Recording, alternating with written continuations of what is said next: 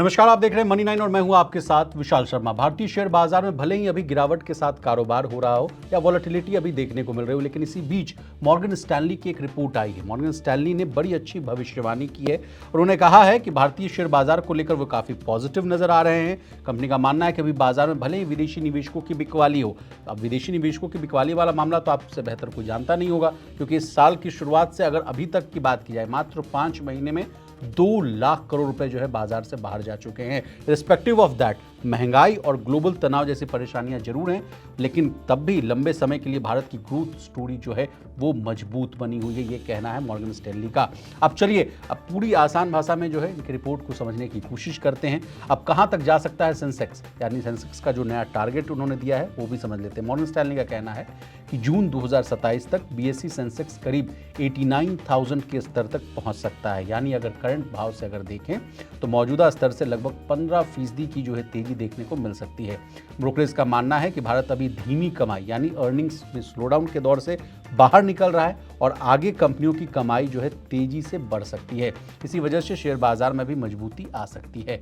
इसके अलावा उन्होंने इस पूरे रिपोर्ट में एक डिफेंसिव ग्रोथ जो है वो एक टर्मिनोलॉजी को जो है वो लाते हुए देख रहे हैं। तो अब ये डिफेंसिव ग्रोथ फेज क्या है ये समझ लेते हैं। देखिए, मॉर्गन स्टैनली इंडिया के जो स्ट्रैटेजिस्ट कहिए, रणनीतिकार कहिए, रिदम देसाई ने कहा कि भारत अब डिफेंसिव ग्रोथ फेज में जो है प्रवेश कर रहा है। इसका आसान भाषा में मतलब ये है कि भारत की अर्थव्यवस्था दुनिया के कई देशों की तुलना से ज़्यादा स्थिर दिख रही है। जो प्राइवेट इन्वेस्टमेंट है वो बढ़ सकता है, ब्याज दरों और आर्थिक विकास के बीच जो है संतुलन वो बेहतर हो सकता है। सरकार की नीतियां जो है अपेक्षाकृत स्थिर और जो है अनुमानित बताई जा रही हैं। इन्हीं वजहों से जो है निवेशकों का भरोसा भारतीय बाजार पर बढ़ सकता है, ऐसा कहते हुए दिख रहे हैं इस रिपोर्ट में।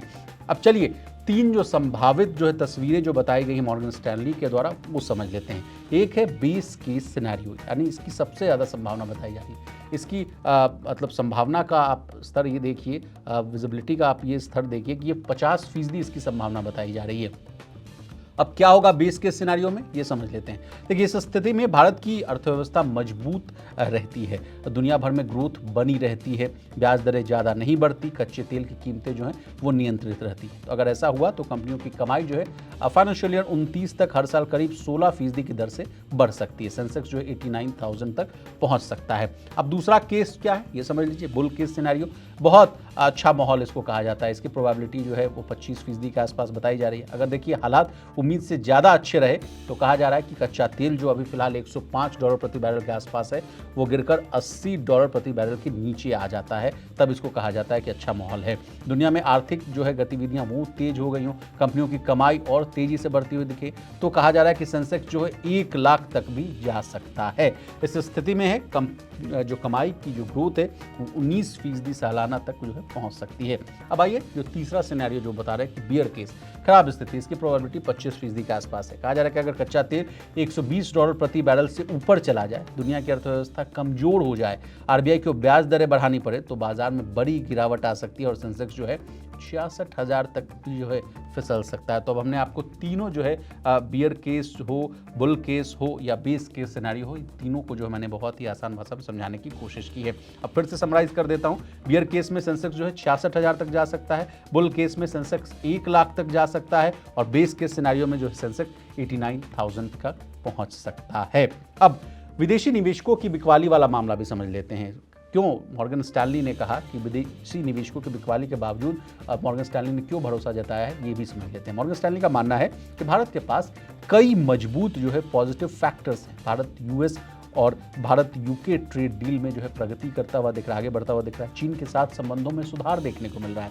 और आज चीन की अगर बात हो रही है तो आज मैं एक और डेवलपमेंट बता दूं, अमेरिकी राष्ट्रपति ट्रंप और शी जिनपिंग की आज मुलाकात हुई है चीन में। अच्छे खासे दौरे पर वो आते हुए नजर आ रहे हैं और कहा जा रहा है कि संभावित रूप से जिस तरह से जो ग्लोबल अनसर्टेनिटीज़ का जो माहौल है वो थोड़ा कम होता हुआ दिखेगा। हालांकि दोनों देशों ने संयुक्त रूप से जो है स्ट्रेट ऑफ हॉर्मुज को खोलने की भी बात कही है। अब आगे बढ़ते हैं। घरेलू निवेशकों का लगातार पैसा लगाना और रुपया अभी कमज़ोर होने से एक्सपोर्ट सेक्टर को फ़ायदा होना, ये 3-4 फैक्टर्स जो है वो मॉर्गन स्टैनली ने कहा है कि विदेशी निवेशकों की बिकवाली के बाद क्यों भारत पर वो जो भरोसा करते हुए दिख रहे हैं। अब आइए कहानी को आगे ले चलते हैं और अब आते हैं तेल की खेल को समझते हैं। देखिए, तेल की कीमत सबसे बड़ा रिस्क फैक्टर है, सबसे बड़ा जोखिम है। रिपोर्ट में कहा गया कि भारत अभी भी कच्चे तेल के आयात पर यानी इंपोर्ट पर काफ़ी निर्भर है। अगर तेल बहुत महंगा होता है तो महंगाई बढ़ सकती है। आज ही जो महंगाई के जो आंकड़े आए हैं, WPI का जो आंकड़ा है वो 42 महीने के उच्चतम स्तर पर आया है। अनुमान जताया जा रहा था कि 5% के आसपास, लेकिन इस बार जो महंगाई का आंकड़ा है वो 8% से ऊपर आता हुआ दिख रहा है।